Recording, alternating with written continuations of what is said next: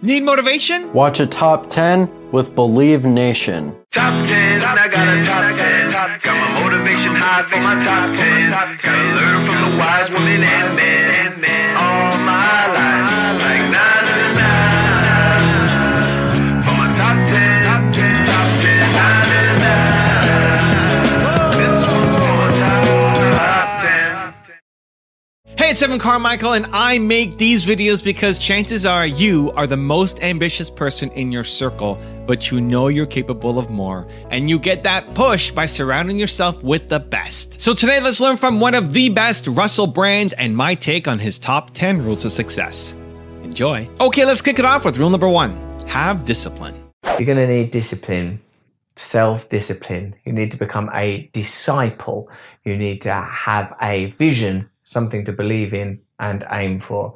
Here's how discipline functions in my life.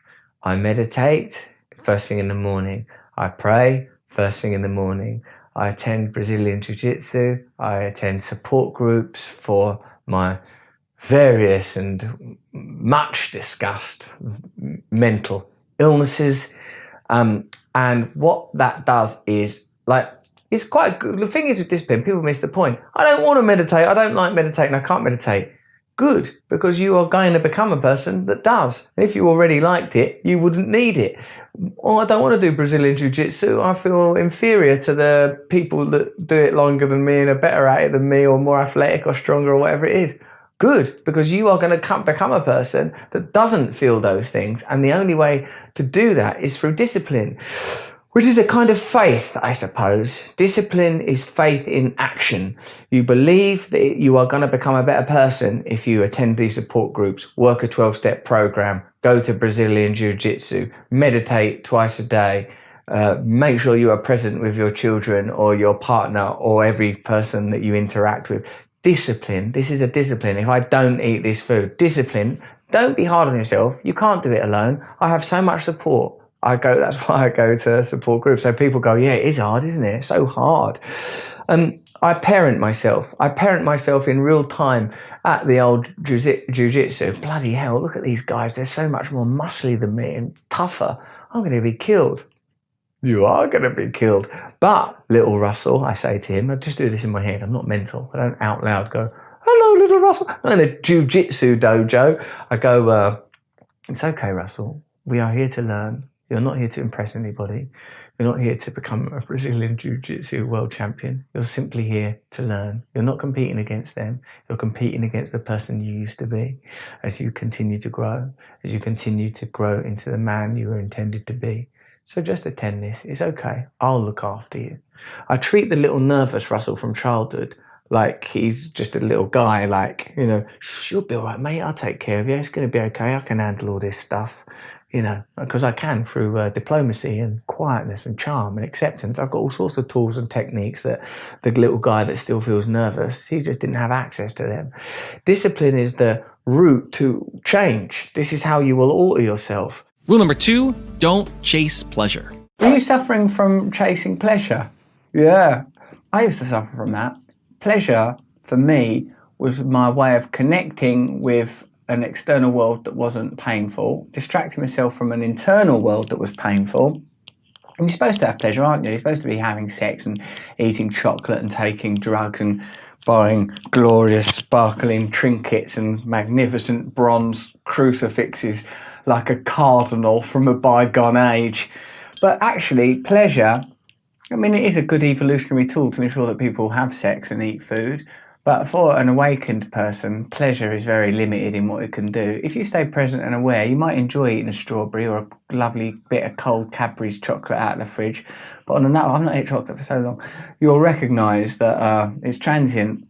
Obsessing about sex or anything really that brings about momentary pleasure and distraction, but also gets webbed into feeling good about yourself in abstract ways, that too won't work. Other people's approval. What about when you get if someone famous retweets one of my videos, I'm like, I've been retweeted by someone famous.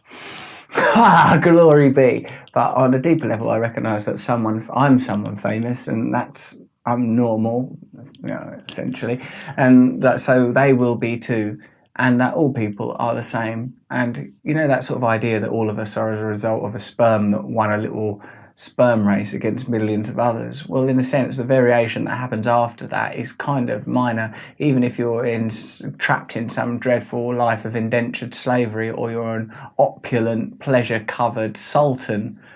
What's the difference, really? Just a flash of life. What I'm saying is if you make pleasure your idol, your goal, your focus, you will be living in illusion, because it's transitory, it lacks nutrition, it's nihilistic to believe otherwise. This is why I suppose I'm always going on again about not being atheistic, because I find it hard to underwrite purpose without a sense of ulterior meaning. But I believe in ulterior meaning. Not a dominant sort of sky god, more a luminous, all-encompassing oneness that created all. Again, a little bit like this guy. So don't spend your time, waste your time pursuing pleasure. I've invested in that area in several ways, and on the other side of pleasure is usually pain. You'll note that from your own experience. When you've pursued pleasure too much, pain, that's because there's some system beneath your belatedly evolved egoic systems that knows that pleasure outside of function is pointless.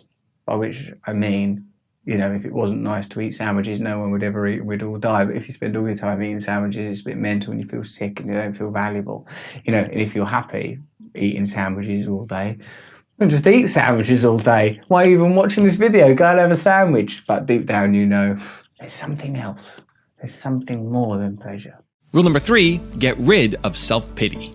Self-pity is a tough one. It's a complicated one, because it's like you're determined to remain in a negative state. Because this is what happens for me. I go, yeah, but this really bad thing has happened. Someone has rejected me. I didn't get something that I wanted. I lost something I wanted to keep.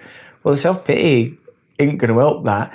What do? Ram Dass said we savour our misery like wine. We'll swill it around like connoisseurs. Self-pity is you hold on to something you don't want. You need the principle of acceptance to be free of self-pity. You need to think, well, that has happened. I've lost that relationship, or I've lost that job, or I've lost that person, or someone has said something to me that I don't like and I don't agree with. Not to say that some of these things may not require responses. I'm not saying people are entitled to abuse, harm, or mistreat you. Merely that self-pity isn't something we can live in for long. We can't stay long in self-pity. It is a self-cannibalizing, sort of metastasizing, am I saying that right?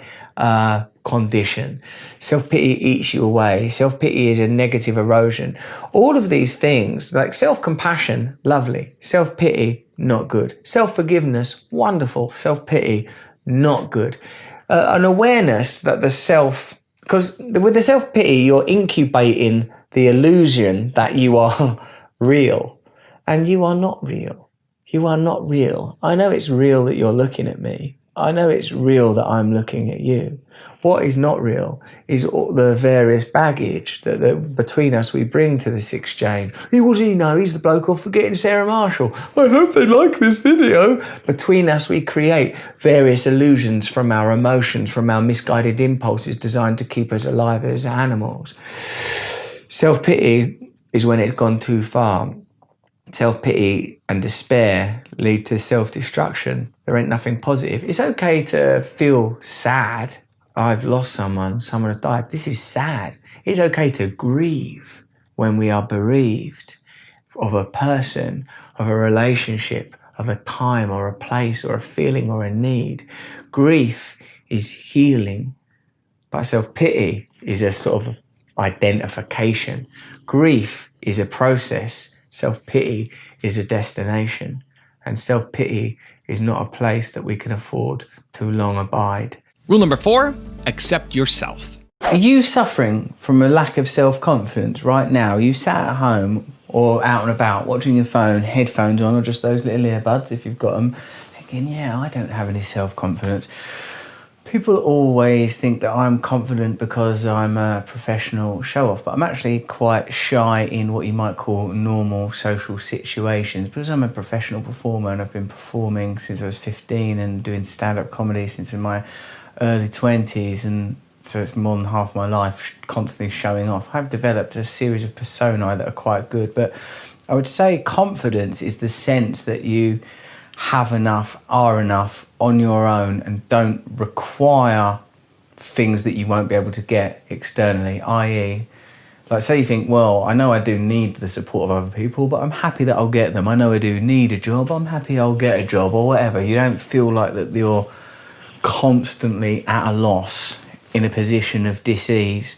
I can see why people would suffer from a lack of confidence because I think we live in this highly comparative and combustible culture where, like, you know, say I look at David Beckham, like, recently playing for Man United, I think, oh, God, he looks good, doesn't he? Maybe I should try and play for Man United. I mean, like, so if you're constantly comparing yourself to these difficult to achieve external emblems, but really what I've been told again and again is that true confidence, and this does seem to be verifiably true, is when someone embraces and accepts who they are.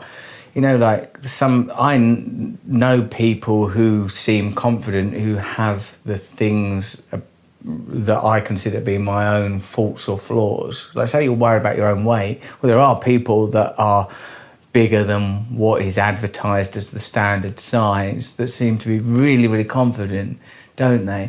Or if you don't think you're good looking enough, or that you don't look good enough naked, or you're not clever enough, there are all manner of people that are what we could regard as deficient or subpar or substandard, and I'm simply using these words to convey to you the idea that there's an imagined standard, we think we fall short of that imagined standard, we judge ourselves, we feel inferior. I suppose lack of confidence is a sort of it must be comparative. It must be comparative.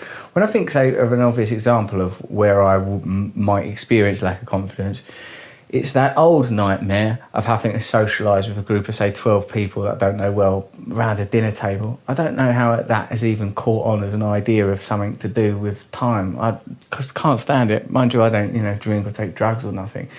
If I have to do that, I think, oh, no, I've got to sit at that table. What am I going to talk about?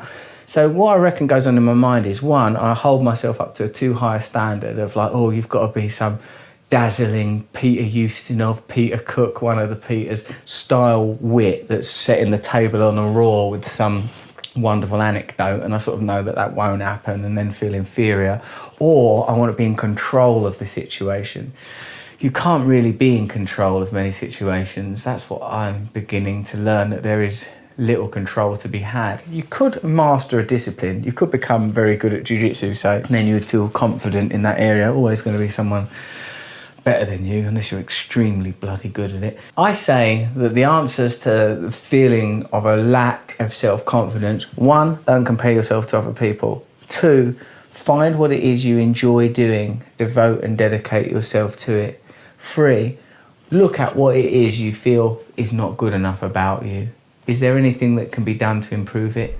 Also, if you want to build more confidence, the science says it can take up to 254 days of consecutive action to successfully build a habit. So I've created a free program for you where every day for 254 days, I will send you an unlisted video to your email, absolutely free, to help you build your confidence. The link to join is in the description below. What I think we have to do is recognise we're in our own lives. We're being ripped off. They're ripping us off left and right. Rule number 5, observe your ego. Ego, I'm living in my ego. What is an ego? Well, isn't it? It's a construct, it's a mental construct. I believe myself to be Russell, born in Essex in the mid-70s, particular type of class, particular type of background, particular type of relationship, sexuality, constructs, in post-structural philosophy, as well as in, say, Buddhism. The belief is that these concepts are not totally true. There is, the idea of gender is to a degree a construct. Whilst there are biochemical and biological sexual differences, the social implications of those differences are culturally compounded and evolved, or my belief of being from a certain class is also a construct, same as yours is. We have been programmed, and the ego is the part of that program that we believe in. People that have a healthy ego are able, for example, say Noel Gallagher, out of Oasis, his ego is quite healthy. You can tease him to a point and he'll take it, but he'll stand up for himself, I would say, if he felt that you were genuinely attacking him. Not that I've ever been in that position, because he happens to be a person that I love. Other people's egos, sometimes mine's getting better, is there's a type of fragility to it that means it's a little more unstable. Now, returning to my initial point, the ego is to a degree a construct. Is it an expression of an essence? Is there something that is essentially you? Well, some people believe that there is, some people believe that there isn't. I happen to believe that there is. But the construct of the ego is almost like a sort of an amalgamation avatar that you send out into the world on your behalf to deal with your problems. Now, if you don't like that ego or that persona or that identity, why not change it? This can be done through conversion experience, through psychoanalysis. It can be subverted by a different program. Many people believe in many different types of spiritual tools, but I believe, as you know, in the 12-step tools, my book Recovery is about how you can enter into your own consciousness and alter the fundamental codes that make up who you are, which might be primarily built on negative beliefs. I am worthless, I can't trust anyone, I can't be alone. If people knew the real me, they wouldn't love me. That you can get in, attack and alter these beliefs, and therefore after a while alter the outer expression of ego. The best thing is to learn to be able to observe the ego and know that you are not enmeshed in it.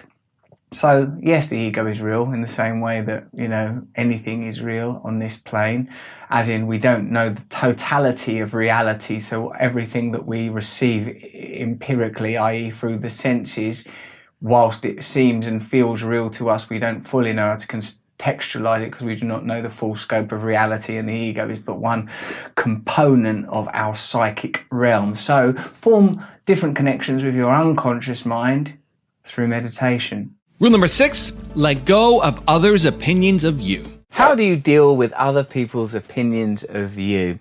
Well, the accepted philosophy in my theocratic background, which is a 12-step program, which I wrote about in my book Recovery, is other people's opinions of you are none of your business. It's very easy to establish an ideal like that, isn't it? Other people's opinions of you are none of your business, and therefore I shouldn't speculate, far less care as to what other people's opinions are. But as social creatures, we have biological imperatives that exhibit psychologically to care about what other people think of us. When we were grooming apes, do we groom up? Do we groom down? Do we groom the people with more status than us, or do we groom the people with lower status than us? In chimpanzees, it's interesting to see which kind of relationships are considered more important. If I think someone doesn't like me, I've really started thinking, I wonder why they don't like me. They may, I don't even know if they like me or not at this stage. Why don't they like me? Oh my God, could it be because of this? What I find happens is I am concerned about aspects of myself. So if someone else don't like me, I see that as a kind of verification of a thing I don't like in myself. Say I think, I've not been generous enough, or I'm not spending enough time with my children, or I'm not trying hard enough at work. I look for an external, hook to hang that on. When really, I heard this great metaphor the other day. Here are two great metaphors that will help you with this. One is, trying to sort your life out in the outside world is always an illusion. It's always an inner problem, and the inner problem we must focus on. Now, before you get all into that, but what if you're robbed? What if there's a war? I'll get to that. The first thing is, if you looked in a mirror and you had mud on your face, this is someone I'm working with called Karen, said, it's like trying to get the mud off the mirror when the mud's on your face. Or Mooji, the meditation teacher, spiritual teacher, what do you want to call him? He says, the screen of consciousness is like a cinema screen. And if there's a fire on the cinema screen, you don't expect the screen to burn. Or if there's a flood on the cinema screen, the screen will not get wet.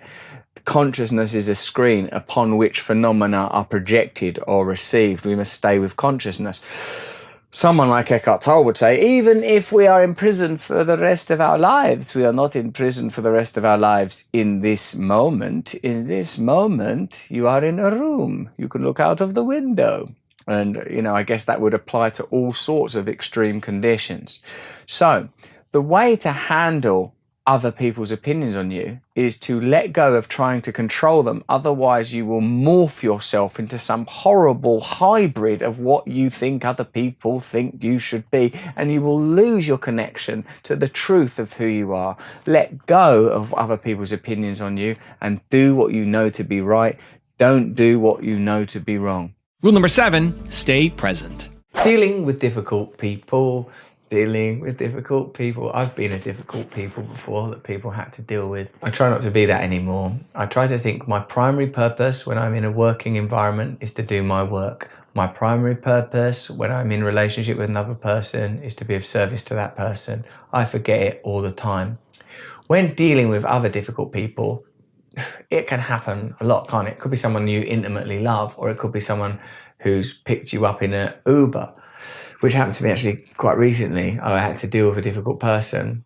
This is what I did when I spoke to someone very surly with me and impolite. And I did this. I thought, don't make this about yourself. Don't be so low in your opinion of yourself, low on your resources of self-esteem, that if someone treats you negatively, you immediately think, well, this guy's hit upon something. I am an absolute arsehole. No, I think this person lives in their own independent universe, looking at reality through the lens of their consciousness, which I ultimately believe is the same as my own consciousness. I believe ultimately in oneness, but in this moment we are fragmented and bagged up in skin. And in this moment, this person is, and their pathology is none of my business. This person, like, you know, I sat just like this, you know, where you put your foot like that on, like, I didn't have my feet up like that, like leaning. I had my foot across, I was crossing my legs, but with the foot quite high. I wasn't touching the seat in front of me. Take your foot off of the seat. I'm doing the accent because that was the accent, and racially, at least, this person and I are the same race, so I feel like it might be cool. I just moved my foot and said, oh, okay, yeah. Right. Of course, the person has every right to, like, my foot was touching a bit the door. I felt like what I told myself is this person is not reacting. Like, you know, it's not like I weren't showing disrespect. It wasn't like I was like swilling down booze and sticking my feet up. But I felt like, oh, this person must deal with a lot of people in his car. He doesn't really want to drive this car. He feels antagonized and trapped. Don't take this on board. Let it go. I was able to do that. Now, dealing with a difficult person over a period of time, that's much more challenging. If you've got someone that you work with or someone you're in love with that's difficult, you have to work out what is it in you that is being affected by this difficult person. This difficult person, I'm so sorry to tell you this, is a teacher. What am I meant to learn from this? Because in a sense, we should be neutral. When people have to go into treatment for drugs and alcohol, right, I go, just go. What are you worried about? Protecting your misery. Just go into the treatment and stop drinking, stop taking drugs one day at a time. I know it's hard, but you've got no choice. The other option is death and misery. So you've got to do it. It's not even real. It's like a theme park. But when I have to go through something challenging, oh no, I've got to go through this challenging thing. But a difficult person is not real. It's just this external thing. You know, like dear Eckhart, again, he would say, if a situation is difficult, you change it or you leave it. I think he's got some other one as well, which I don't know yet. You know, I'm lower down on the rungs, I'll happily accept. But like, I would feel like, you know, if someone is difficult, I feel like, oh, this person is affecting me. I sort of do tend to withdraw or shut down. I certainly don't try to get into competition. And when I do get into competition of trying to change a person, trouble happens there. Trouble happens. If a person starts prodding me and pricking me, I have to... The trick is really to stay present enough that you know, oh, I'm finding this relationship difficult right now. What am I going to do? Because I know that the outside world is none of my business. I know it's not my job to make this person how I would have them be. It's not my job to commodify the world and its populace into stuff that I happen to like and find convenient. Rule number 8, use the self-hate to change. Do you hate yourself? Bloody hell. It seems so severe, I don't even like saying it out loud, but there have been times in my life, sometimes not that long ago, where I have felt self-hatred. When I break it down, it's not that I hate my essence. It's maybe I hate behaviors or feel like I can't live with myself anymore. Eckhart Tolle used that phrase brilliantly, I can't live with myself anymore, recognizing that that indicates even two people. Self-hatred is like that. I interpret it as a desire to immolate or burn the egoic, individualized, constructed self. I believe that even in negative impulses, there is something positive that can be used. And this is a good example. The self-hatred can be regarded as a kind of awakening to the transition you require of yourself. As if part of you knows there is no future in the person that you've been living as. I can no longer be that man. I've had many times in my life where I've felt I've had to transition between the person I was. An obvious example, person who uses drugs to a person who doesn't use drugs, person who is acting out addictively around sexual behaviors to a person who isn't acting out. Same with obsessing about fame. I'm still subject to it. I still get subject to moments of like, essentially, anytime I think an external thing can make me feel better, I am entering into an illusion. Anytime I start to feel anxious or afraid or confused, I'm entering into an illusion. We have the potential to feel a kind of bliss. I've done some inquiring around this subject, notably in the podcast with David Lynch. He talked about the Maharishi, his mentor and teacher. Forgive the sound of that plane, won't you? He talks about the Maharishi and says that he was in a blissed out state. Many people who talk about their gurus from India talk about a state of bliss being achievable, being achieved. People from the Buddhist tradition, I suppose it seems more of a state of serenity. I've always been drawn to the voluptuousness of Hinduism, the sort of virility and vivacity, the sort of passion and the joy of it. And I feel that if you feel self-hatred, you must learn to acknowledge it as a signal for change. You do not deserve self-hatred. In my tradition, belief system, the both of those things sound grand. Forgiveness is a necessity. Forgive people no matter what they have done. We must approach from a position of forgiveness for yourself, not for them. Certainly we must forgive ourselves. Rule number 9, make different connections. Feeling unloved? Are you feeling unloved? I don't want you to feel unloved. There's no reason to feel unloved. When have I felt unloved? Probably as a little kid when I was saturated in love. Sometimes in relationships when I've actually really been loved. If you're, well, you know, the first thing is you have to find love for yourself within yourself and a connection to a higher power and a purpose to feel loved. You can't expect a person to fill you up with love. Like you're a little empty love jug and they're a love cow. Is that what you want? Filling you with love milk? I don't think any of us are after that, are we? If you are, you may want to search another forum for your solutions. Love is, I think, the underlying energy that upon which all phenomena is founded. Let me unpack that a little bit for you. I believe in oneness, absolute oneness through awareness, and the sensation of love is an awareness of unity and togetherness. I can make some sense of this. If I love a pair of shoes in a shop, I want to own them. When I love my little daughter, I want to hold her. When I love West Ham United, I want to feel sort of part of that. If I love it, so whether it's an object or a sense of more abstract love, it's oneness, unity, I believe, is the underlying energy. If you're feeling unloved, what that usually means is you feel you're in a relationship with someone who doesn't love you enough, or you're lonely.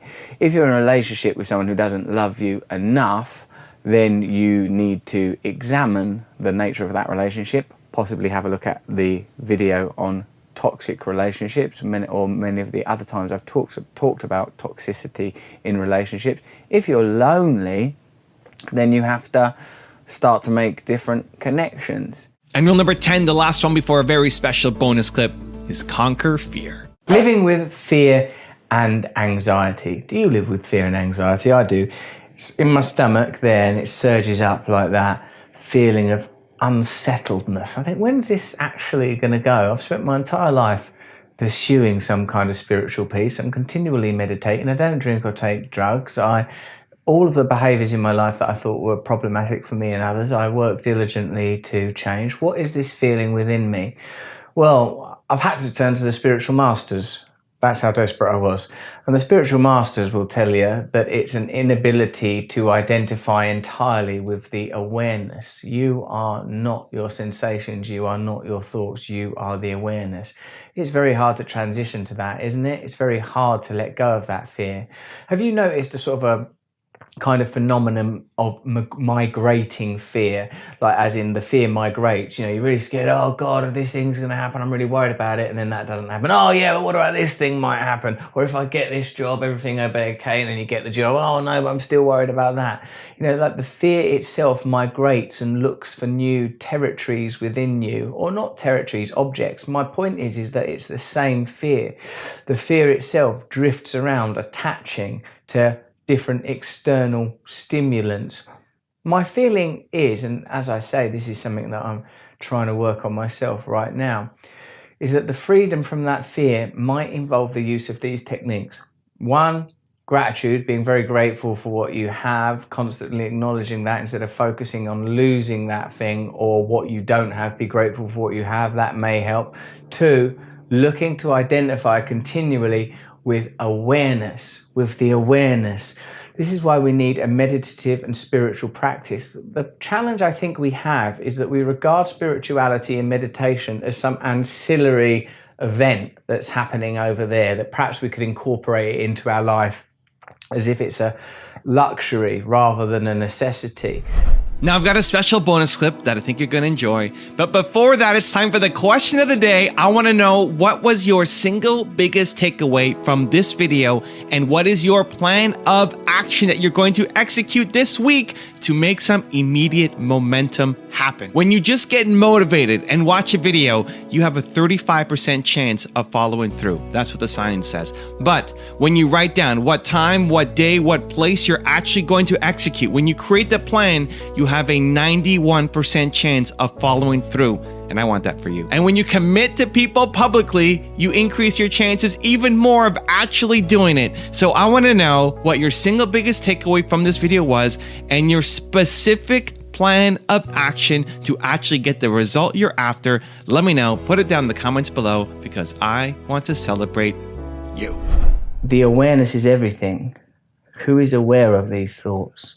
When you're thinking, oh God, oh no, I shouldn't have said that, or oh God, I bet I'll lose this, or I bet I won't get that. It means we have, what Mooji would say is, we've combined with the thoughts. We've combined, we've become wedded and embedded to the thoughts, when the thoughts are something that we must observe. These